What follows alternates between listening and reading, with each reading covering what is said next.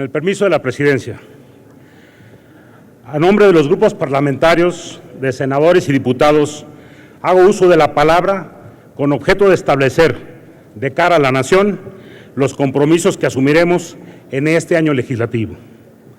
En esta sesión del Congreso General se da inicio al último año de esta legislatura que ciertamente ha logrado en sus 2 primeros años concretar reformas de enorme trascendencia para el país que mejorarán el potencial de crecimiento económico en el futuro y, en consecuencia, el bienestar de los mexicanos. El Partido Acción Nacional ha participado con entusiasmo, generosidad y creatividad en todas las reformas. Lo hicimos por obligación con México, sin cálculos políticos y sin mezquindad. Apostamos porque le vaya bien a México, independientemente si le va bien al gobierno. Ya se ha dicho aquí mismo en esta tribuna, el Congreso ha cumplido y ha cumplido bien. En esta legislatura ha existido madurez y altura de miras para sacar las reformas que el PRI, como oposición, con los mismos actores, le negó a México y a los mexicanos. Para nosotros, a diferencia de la afirmación del presidente, no ha terminado el ciclo reformador. Entre nuestras prioridades quisiera destacar 3. Primero, la reforma anticorrupción. Sin duda, esta es la más urgente, porque en esta administración se ha desmantelado el sistema de control que se ejercía a través de la Secretaría de la Función Pública. Al inicio de la administración, en la iniciativa presidencial, se propuso la desaparición de esta secretaría. El PAN no aceptó y quedó que solamente desaparecerá una vez que se cree un nuevo órgano de combate a la corrupción. Sin embargo, el presidente, para bajarle de perfil, decidió nombrar un encargado de despacho. En cada secretaría y dependencia existe un órgano interno de control. Este órgano interno de control antes era dependiente de la Secretaría de Función Pública y era la Función Pública quien designaba al titular. En esta administración se transfirió la designación a las propias dependencias. Es decir, cada secretario nombra a alguien de su confianza para que lo vigile y lo cuide. Queda claro que para los funcionarios de esta administración la corrupción es un tema cultural, como el propio presidente lo ha declarado. Por ello, la urgencia en nuestra agenda de completar una reforma anticorrupción y, desde luego, concluir con las leyes secundarias en materia de transparencia. Segundo, corregir algunos de los graves errores de la última reforma fiscal. Desde que arrancó este gobierno, ha tomado decisiones erráticas que han afectado la economía de las familias mexicanas.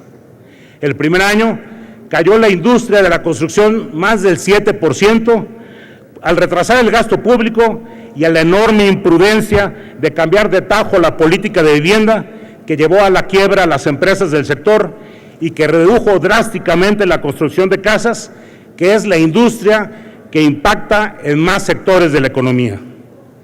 Y en este año entraron en vigor las nuevas medidas fiscales que han quitado dinero a las familias mexicanas. Lo demuestra con claridad la baja en las ventas de las tiendas de autoservicio, por primera vez en la historia. En 2 años, prácticamente el crecimiento es 0. Pero si tomamos en consideración el crecimiento de la población, las familias mexicanas han bajado su consumo. Es decir, las familias mexicanas en estos 2 años han perdido calidad de vida. La desaparición del régimen de pequeños contribuyentes ha metido en zozobra a más de 3 millones de mexicanos, a quienes ahora se impusieron nuevas obligaciones, como entregar por internet su contabilidad, emitir facturas electrónicas. A la fecha todavía el SAT no puede darlas de alta en sus sistemas y viene postergando el cumplimiento de sus obligaciones. El efecto neto de esta medida es el crecimiento de la informalidad. No tenemos duda, hay que regresar al régimen de pequeños contribuyentes, ese es uno de nuestros objetivos. De la misma manera que se debe eliminar la no deducibilidad total de las prestaciones de los trabajadores. En un país donde se viene agravando el tema del desempleo, no se justifica aumentar los impuestos al trabajo. Tercero, una reforma constitucional al artículo 123 para que exista un salario mínimo digno. Hoy en México existe el concepto de salario mínimo, pero en realidad es solo un índice para calcular multas, montos de las prerrogativas de los partidos, exenciones fiscales, subsidios, pago de los créditos de Infonavit, etcétera, etcétera. Queremos que exista expresamente en la Constitución la prohibición de utilizar el salario mínimo como referencia para cualquier tema que no sea remuneración de los trabajadores, porque solamente de esa manera podrá irse estableciendo un salario digno que cumpla con lo que ya prescribe la Constitución, que alcance para el sostenimiento de una familia. Desde luego que hay que establecer un índice sustituto del salario mínimo para todas las referencias que se hacen en casi 149 leyes, y que crezca este índice menos que la inflación, lo mismo que vino haciendo el salario mínimo en esos últimos 30 años. La iniciativa ya la presentó el Partido Acción Nacional la semana pasada. El Partido Acción Nacional impulsa una consulta popular para el próximo primer domingo de junio sobre el salario digno, para lograr que la Comisión Nacional de Salarios Mínimos tome obligatoriamente en consideración los indicadores de Coneval para determinar los montos del salario mínimo. El PAN, desde su fundación, asentó en su documento de principios que el trabajo no puede considerarse como una mercancía, que no podemos dejar a las fuerzas del mercado determinar el mínimo que se debe pagar por una jornada de trabajo. En estos últimos 30 años, el salario mínimo ha perdido 3/4 partes de su poder adquisitivo. En este tiempo, la productividad nacional ha crecido más del doble. Es decir, si quisiéramos tener el mismo salario que en 1976, necesitaríamos multiplicar el de ahorita por 4. Pero como la productividad se ha incrementado a más del doble, debíamos de multiplicarlo por otros 2, es decir, por 8.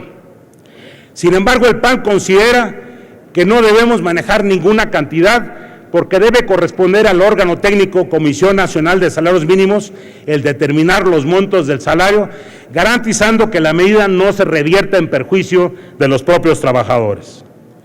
Desde luego que estamos de acuerdo que el salario crezca conforme lo haga la productividad, pero no de aquí en adelante.